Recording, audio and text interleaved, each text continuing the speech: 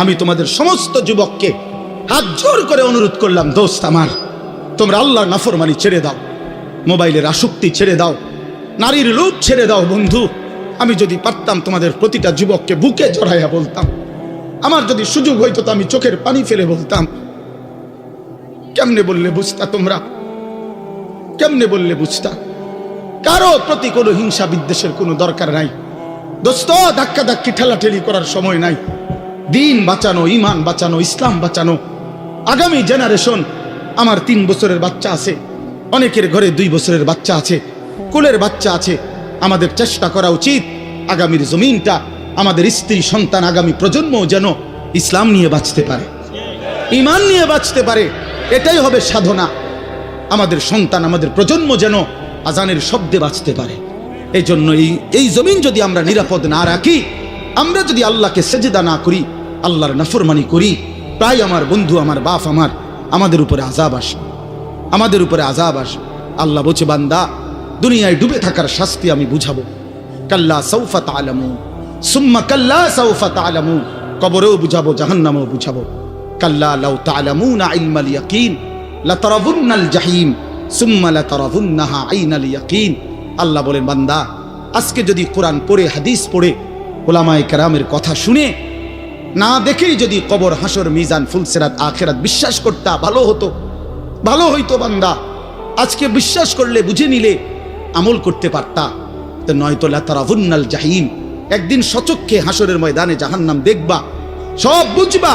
সুম্মা লাতারাবুন্নাহা আইনাল ইয়াকিন, চোখে দেখে বিশ্বাস হবে, কিন্তু সেদিন আর লাভ হবে না। সেদিন আর কি হবে না ভাইয়া? লাভ। সুম্মা লাতুসআলুন্না ইয়াওমাইদিন আনিন নাঈম। আল্লাহ বলেন, আমি কিন্তু সেদিন হাসরের ময়দানে নিয়ে বান্দা তোমার জীবনে যা কিছু নিয়ামত দিয়েছি, আসমান, জমিন, চন্দ্র, সূর্য, গ্রহ, নক্ষত্র, আলো, বাতাস, রোদ, বৃষ্টি, হাসি, কান্না, আনন্দ, বেদনা, স্ত্রী, সন্তান, ছেলে, মেয়ে, গাছ, ফুল, ফল, ফসল, তোমার চোখের পলক, হাতের নড়াচড়া, তোমার নিঃশ্বাস, এক ফোঁটা পানি, এক লোকমা খাবার। আল্লাহ বলেন, আমি যা দিয়েছি, আমি বান্দা প্রতিটা নিয়ামতের কি হক আদায় করছো আমি জিজ্ঞেস করব। আমি ছাড়বো না বান্দা, আমি ছাড়বো না বান্দা। তুমি শুনছো আমি গাফুর, কিন্তু এটাও জানো তুমি আমি কাহ্হার। তুমি এটা শুনছো আমি রহমান, এটাও শুইনো আমি জব্বার। আমি জুন্তিকাম, আমি প্রতিশোধ গ্রহণকারী, আমি প্রচন্ড শাস্তিদাতা, আমার আযাব বড় ভয়ানক। এজন্য ভাই আমার, বন্ধু আমার, চলো আজকে নিয়ত করি, কবরবাসীদের জন্য আমরা দোয়া করি, আর আমরা যারা জীবিত আছি আমরা আমাদের জীবন গঠন করি, বলি ইনশাআল্লাহ।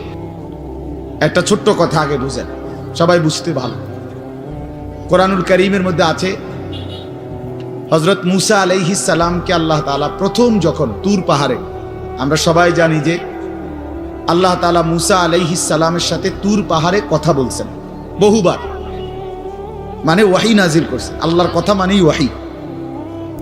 তো প্রথমবার যখন মূসা আলাইহিস সালাম তুর পাহাড়ের ওই টিলাতে উঠলেন, তো সেখানে আল্লাহ তাআলা স্পষ্ট কোরআন শরীফে আছে, আল্লাহ তাআলা প্রথমেই বলে দিয়েছেন, ইন্নী আনা রব্বুক ফাখলা'না আলাইক। মূসা, আমি তোমার রব, আমি তোমার মহান মালিক আল্লাহ। তুমি ফাখলা'না আলাইকা, তোমার 2টা জুতা খুলে ফেলো, 2টা জুতা খুলে ফেলো। আনা আখতারতুকা, আমি তোমাকে নির্বাচিত করেছি। ফাসতামি' লিমা ইউহা, অতএব আমি যা ওয়াহি নাজিল করতেছি, বলতেছি, তা মনোযোগ দিয়ে শোনো। তাহলে এখন কি বোঝা গেল? তাফসীরের মধ্যে আছে, জুতা খুলতে বললেন কেন? প্রশ্ন হলো, জুতা খুলতে বললেন কেন? কথা বললে বলবে। তো আল্লাহ তাআলা এটা বুঝাইছেন, মূসা, আমি রব্বুল আলামিনের কথা শুনবার আদব, জুতা খুলে বসা। এই জন্য আদব শিখাইছেন, আদব শিখাইছেন। কোরআন সুন্নাহর ইলমের মধ্যে, কোরআন সুন্নাহর জ্ঞানের মধ্যে একটা জিনিস ভীষণ জরুরি, সেটা হলো আদব। 2টা জিনিস একসাথে গঠন করতে হয়। এজন্য আমাদের মাদ্রাসাগুলোতে 2 জিনিস একসাথে পড়ায়, একটা হলো ইলম আর একটা হলো আদব।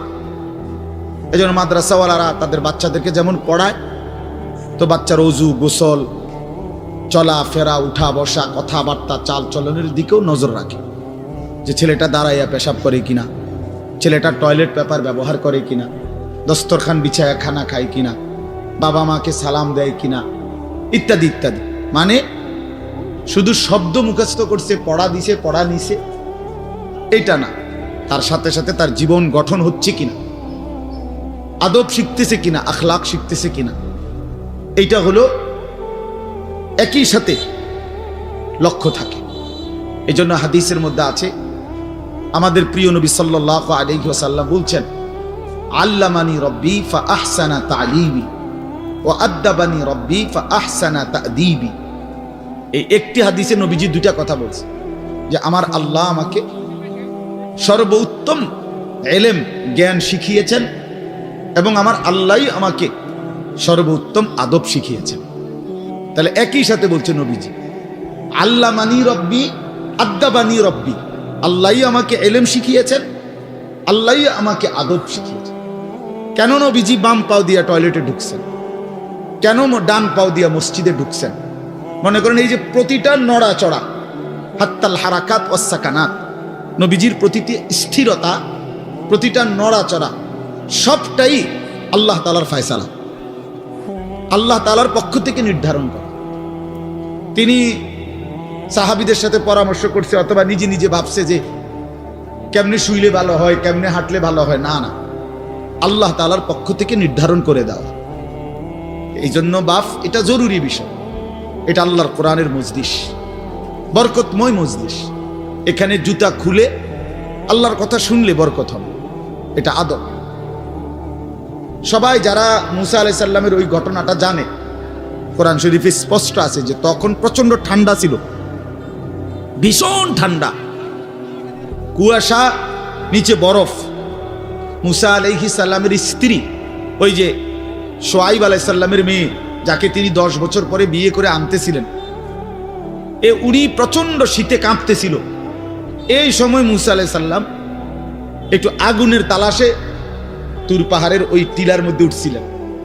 স্ত্রীকে বলছে, ইন্নী আনাস্তু নারা, আমি একটু আগুন তালাশ করে আনি, যদি আগুনটা আনতে পারি তাহলে আগুনের মধ্যে যদি তোমার শরীরে একটু সেঁক দাও তাহলে গরমটা আর শীতটা একটু কম লাগবে। মানে সে শীতকালে আগুন দিয়ে আগের দিনে খুব ছিল, তাহলে বোঝা গেল এত ঠান্ডা, এত প্রচন্ড শীতে যে কাঁপতেছে।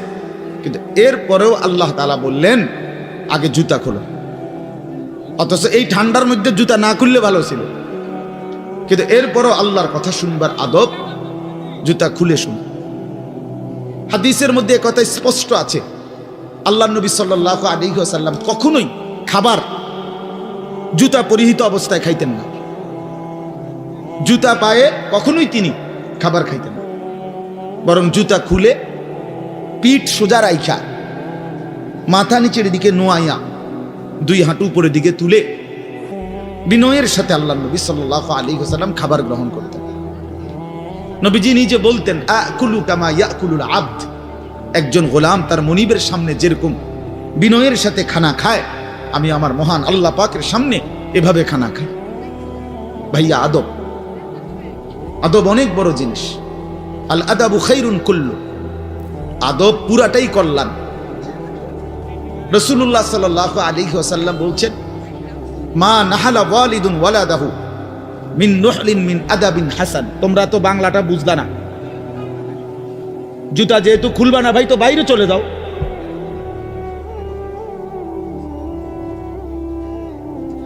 আশ্চর্য মানুষ। না না, অনেকের আছে গাদ্দারি স্বভাব, যে আমি যেমনি আছি এমনি শুনবো। এটা সিধা করতে হবে। জিন্দেগি যদি সোজাই না হয় তো বললাম কারে, বললাম কাকে? শুধুই কেবল ভাইয়া শুনলাম, একজনের পরিচিতি আছে, একজনের জনপ্রিয়তা আছে, একজনের সুর আছে, একজনের টান আছে, একজনের জোরে গলার আওয়াজ আছে, তো এই কারণে জড়লাম। কি ফায়দা এতে ভাই? কথা বোঝেন নাই? আমারে মনে করেন 1 কোটি মানুষ চিনে, তো আপনার লাভ কি? আমার 10 কোটি মানুষ চিনে, সারা পৃথিবী চিনে, তো আমার চিনলে তোমার লাভ কি? তুমি কি বদলাইলা, এটা না দেখার বিষয়। আমি আমার জন্য কি গ্রহণ করলাম, এখানে কার জনপ্রিয়তা আছে না নাই এটা দিয়ে কে ঘাস কাটে? জনপ্রিয়তা দিয়া হয় কি? কিচ্ছু না, কিছুই না। পৃথিবীর জনপ্রিয় অজনপ্রিয় সব মানুষই ভাত খায়, তো আর জনপ্রিয়তার আলাদা ভ্যালু কি? ঘুম যায়, পেশাব পায়খানা করে, তো আর এনে কি আহামরি কি? এটা কিচ্ছু না, এটা ধোঁকা ছাড়া আর কিচ্ছু না, ধোঁকা। এই জন্য ভাই আমি আবারও অনুরোধ করছি, তোমরা কষ্ট পাইও না, প্যান্ডেলের ভিতরে দাঁড়াইও না। আমি অনুরোধ করলাম কমপক্ষে প্যান্ডেলের ভিতরে ভাই মাহফিলের যেই যুব সমাজরা আয়োজন করছো ভাই, তোমাদের কাছে অনুরোধ আমার, তোমরা কয়েকজন কমপক্ষে স্বেচ্ছাসেবকের দায়িত্ব পালন করো। যারাই দাঁড়িয়ে আছে তাদেরকে বসতে বলো। এটা ভালো, আজকের জন্য না, সব সময়ের জন্য। হাদিসের মধ্যে আছে হযরত জিবরাইল আলাইহিস সালাম নবীজি সাল্লাল্লাহু আলাইহি সাল্লামের কাছে, শুনতেছেন আপনারা? নবীজির কাছে যখন হযরত জিবরাইল মানুষের আকৃতিতে আসতেন, জিবরাইল আলাইহিস সালাম কখনো কখনো তার মূল আকৃতিতে অদৃশ্যভাবে ওহী নাজিল করতেন, কোরআন। আবার কখনো কখনো মানুষের সুরত ধরেও নবীজির সামনে আসতেন। হাদিসে কথা স্পষ্ট আছে যে যখনই জিবরাইল মানুষের আকৃতিতে নবীজির কাছে আসতেন, তো নবীজির সামনে এসে আদবের সাথে বসতেন। কিভাবে বসতেন? হাদিসের এই শব্দটা পর্যন্ত আছে, ফাসনাদা রুকবাতাইহি ইলা রুকবাতাইহি। মানে করেন নবীজি এদিকে ফিরা, তো জিবরাইল ওইদিকে মুখোমুখি মুখোমুখি বসতেন, এভাবে যে উভয়ের হাঁটু বরাবর, বুক বরাবর, চোখ বরাবর, এইভাবে মনোযোগ দিয়ে জিবরাইল আলাইহিস সালাম নবী সাল্লাল্লাহু আলাইহি সাল্লামের সামনে বসতেন। এরপরে তিনি বিভিন্ন বিষয় বলতেন, শুনতেন, নবীজির সাথে কথা বলতেন। তাইলে আদব এটা, আল্লাহর কোরআনের সামনে, রাসূলুল্লাহ সাল্লাল্লাহু আলাইহি সাল্লামের হাদিসের সামনে সর্বোচ্চ আদবের সাথে বসতে হয়, সর্বোচ্চ। এটা বসা, এটাই নিয়ম। হাদিসের মধ্যে আছে, আরো শুনাই আমি, হাদিসের মধ্যে আছে, হাদিসে কুদসি, কোন নেককার বান্দারা যখন আল্লাহর জিকির, আল্লাহর তেলাওয়াত, আল্লাহর কথা শুনবার জন্য, বসবার জন্য, বলার জন্য বসে, তো এই পুরা মজমা যখন শেষ হয়, তো আল্লাহ ফেরেশতাদেরকে জিজ্ঞেস করে যে আমার এই বান্দাদেরকে কি পুরস্কার দেওয়া যায়? তো তারা বলে, মহান আল্লাহ, আপনার ইচ্ছা। তো আল্লাহ তাআলা বলেন, শুনো, আমার এই প্রিয় বান্দাদের মজলিস যারা বসলো, আমি তাদের সকলকে মাফ করে দিলাম। তো ফেরেশতারা বলে, আল্লাহ, এখানে এমন লোকও আছে যে এমনি আসছিল, দ্বীনি উদ্দেশ্যে আসে নাই, আপনার কথা শুনতে আসে নাই, এমনি বইছিল আর কি, ইন্নামা জা আলি হাজাতিন, ব্যক্তিগত কোনো উদ্দেশ্যে আসছে, তাকেও মাফ করে দিবেন। তখন আল্লাহ তাআলা বলেন হাদিসে কুদসি, হুমুল কওমু লা ইয়াশকা বিহিম জালিসুহুম, এই শব্দটা বুঝাইতে চাই। আল্লাহ তাআলা তখন বলেন, আমার প্রিয় বান্দাদের মজলিস, হুমুল কওমু লা ইয়াশকা বিহিম জালিসুহুম, এমন কওম, যে কওম, আল্লাহ বলে আমার নেক বান্দাদের মজলিস এমন মজলিস যেখানে যেই বসছে আমি আল্লাহ কাউকে বঞ্চিত করব, কাউকেই বঞ্চিত করব না, বরং ফেরেশতারা শোনো, আমি সকলকেই মাফ করে দিলাম। তাহলে এইখানে কথাটা কি? যে জালিসুহুম, আমার নেক বান্দাদের সাথে যারা বসছে আমি সকলকে মাফ করে দিলাম। তাহলে বোঝা গেল বসার গুরুত্বটা আলাদা। এই এতগুলো কথা বলার পরে আর আমার পক্ষে আর কিছু বলার নাই এই বিষয়ে, কোরআন সুন্নাহর আলোকে বললাম। এরপরে কোনো বদনসিব যদি নাই বসে, তার কি করার আছে? তার কি মাথার বাড়ি দেওয়া যাবে? কথা বুঝছেন না? কাজেই এরপরে কোনো দুর্ভাগা না বসলে ঠিক আছে। ইসরাফিলের ফু যেদিন দিবে সেদিনও বহু মানুষ গাফেল থাকবে, হাদিস আছে। ইসরাফিলের ফু হবে, পৃথিবীতে ভূমিকম্প শুরু হবে, জমিন কাঁপতে শুরু করবে, আসমান ভাঙতে শুরু করবে, তখনও গাফলতের মধ্যে বহু মানুষ থাকবে। এই অবস্থাতেই মৃত্যু হবে, এই অবস্থাতেই হাসর হবে। কাজেই গাফেল থাকবেই, গাফেল থাকবেই। এই জন্য আল্লাহ তাআলা আমাদের প্রত্যেককে আল্লাহর কথা, কোরআন সুন্নাহর কথা মনোযোগ দিয়ে, আন্তরিকতা নিয়ে শুনবার তৌফিক দান করেন।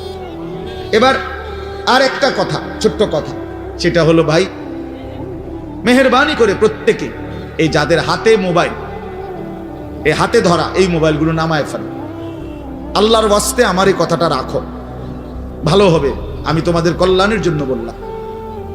আল্লাহর ওয়াস্তে এই হাতের মোবাইলটা অল্প একটু সময়ের জন্য আমি অনুরোধ করলাম, এটা নামাইয়া এটা বন্ধ করে দাও। এমনি শোনো, চেহারার দিকে তাকাইয়া শুনলে দোস্ত ভালো হবে, মনোযোগ বাড়বে, দিলে কথা জমে। শুধু মোবাইলটা ধরে রাখলে একটা বড় সমস্যা হলো নিজের অন্তরের মধ্যে যেহানে থাকে এটা যে আমার মোবাইলে উঠতেছে কিনা, সেই জন্য সারাক্ষণ নজর এটার দিকে থাকে। আর একটা মনোবিজ্ঞানীদের একটা কথা হলো, মানুষের অন্তর একসাথে দুই জিনিস ভাবতে পারে না। এটা একটা কি পরীক্ষিত কথা, দিলে একই মুহূর্তে দুই জিনিস ভাবে না। এটা রাইকা তোমার আরেকটা ভাবতে হবে। তাহলে এখন যেহেতু তোমার ফিকিরে মনোযোগ মোবাইলটাতে উঠতেছে কিনা ঠিক মতো, তাহলে আর নিজের জন্য কিছু গ্রহণ হবে না। মোবাইলে উঠছে ঠিক আছে, সুন্দর, আওয়াজও ক্লিয়ার হয়েছে, পুরা বয়ানটাও উঠছে, তো এরম তো ওয়াজ লাখ লাখ আছে মোবাইলে। তো নিজের জন্য কি হলো? আমার দিলের জন্য আমি কি নিলাম? আমার নিজের জন্য আমি কি নিলাম? এই জন্য দোস্ত, এটা জরুরি বিষয়, এটা গুরুত্বপূর্ণ বিষয় যে নিজের জন্য গ্রহণ করা। তু আগার মেয়েরা নিহি বানতা না বান, আপনা তো বান। ভারতীয় উপমহাদেশের একজন বিখ্যাত বুজুর্গ বলছেন, সৈয়দ আবুল হাসান আলী নদভী রহমতুল্লাহ আলাইহি, হে যুবক, যদি তুমি মানুষের কল্যাণ, সমাজের কল্যাণ, কারো কোনো উপকার যদি করতে নাও পারো, আপনা তো বান, নিজের ভালোটুকু তো করো, নিজের কল্যাণটা তো কমপক্ষে ভাবো, নিজেরে কমপক্ষে সুন্দর বানাও। আমি কে? আমি কোত্থেকে আসলাম? আমারে কে বানাইলো? আমি কোত্থেকে আসলাম? কেন বানাইলেন? আমি ফিরে যাব কোথায়? প্রতিনিয়ত দোস্ত বন্ধু আমার, বাপ আমার, যে মানুষগুলো কবরে চলে যায়, তাদেরকে কে নিয়ে যাচ্ছে? কেউ তো নিজের থেকে মরতে চায় না, আত্মীয় স্বজনও তো কারো মৃত্যু চায় না, কিন্তু একজন অদৃশ্য মালিক নিয়ে যাচ্ছে। কেন নিয়ে যায়? কেন নিয়ে যাচ্ছেন? কোথায় নিয়ে যাচ্ছেন?